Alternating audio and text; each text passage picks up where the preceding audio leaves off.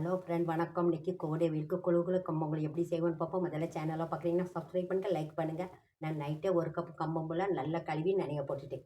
இப்போ குக்கரில் 4 கப்பு தண்ணி ஊற்றி உப்பு போட்டு கொதிக்குவேன். அதுக்கு மிக்ஸி ஜாரில் 1 கப்பு கம்பங்கூழ் நனைய போட்டிருந்தாலும் அதை நல்லா திரிங்க. 1/2 கப்பு தண்ணி ஊற்றி நல்லா திரிச்சுக்கிடுங்க. ரொம்ப மையாக இருக்கணும், கொஞ்சம் பரபரன்னு தான் இருக்கணும். அதுக்கப்புறம் தண்ணி கொதித்தோடனே இதையும் கத்திக்கி ஊற்றுங்க. திரிச்சு வச்சதை 1/2 கப் தண்ணி மிச்சம் இருந்துச்சுன்னா அதையும் மிக்ஸி கழுவி ஊற்றிக்கிடுங்க.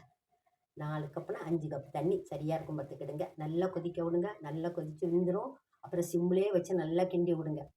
ஒரு 4 மணி நேரம் ஆறின உடனே ஒவ்வொரு கரண்டியாக எடுத்து தண்ணியில் ஊற போட்டுக்க. நான் கம்பங்கூழுக்கு தான் போட்டேன்.